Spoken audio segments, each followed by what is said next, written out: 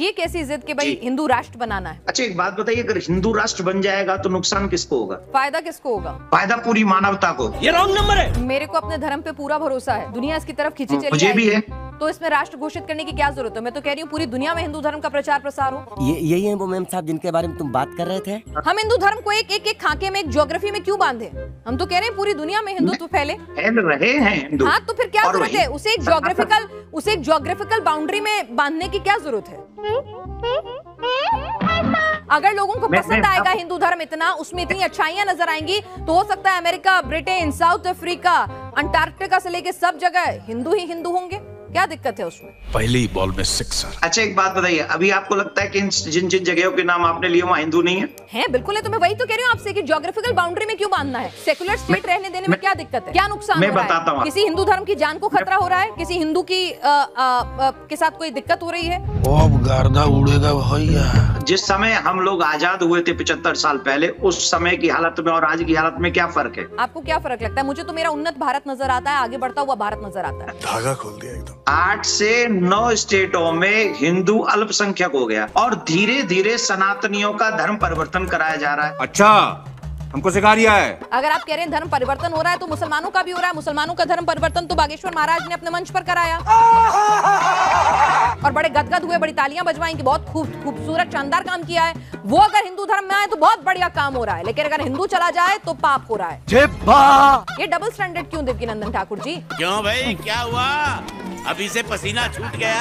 अगर हम देश के लिए नहीं रहेंगे, अब हमारी परंपराएं कहाँ चलेगी? बताइए, संस्कृति। इन 75 सालों में हमारे देश के संस्कारों का क्या हाल हुआ? आप जरा कृपा करके मुझे अपने नेक्स्ट चैनल पे बताइए। ये देख लो कैसे करता है, कैसे करता है। आज हम क्या उसी संस्कार के साथ जी रहे हैं जो 75 साल पहले जी रहे थे? देवकीनंदन ठाकुर जी, आप मोबाइल का इस्तेमाल करते हैं, आप मेरे साथ स्काइप के जरिए जुड़े हुए हैं।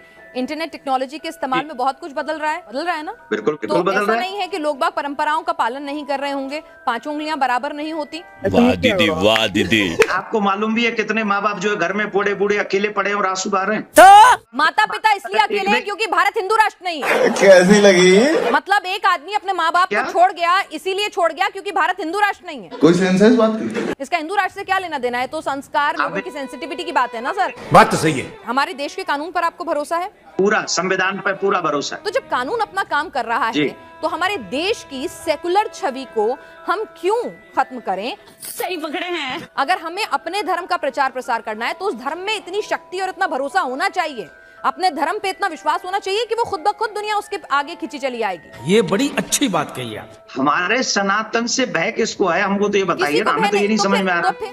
टोपा होगा एकदम। तो हिंदू राष्ट्र की जरूरत क्या है जब देश में कानून मौजूद है? आपको अपने धर्म पे विश्वास है कि इसमें इतनी अच्छाइयां हैं कि दुनिया इसकी तरफ खींची चली आएगी। शाबाश बेटा। दुनिया के लोग आते हैं सनातन में, अध्यात्म की तलाश में। हिंदुस्तान में हॉलीवुड की हस्तियां आती हैं, स्टीव जॉब्स आते हैं, मार्क जुकरबर्ग आते हैं, बराक ओबामा अपने साथ हनुमान जी की कीचेन लेकर चलते हैं। हिंदू राष्ट्र की घोषणा किए बिना हिंदू धर्म पहुंच रहा है ना दुनिया में।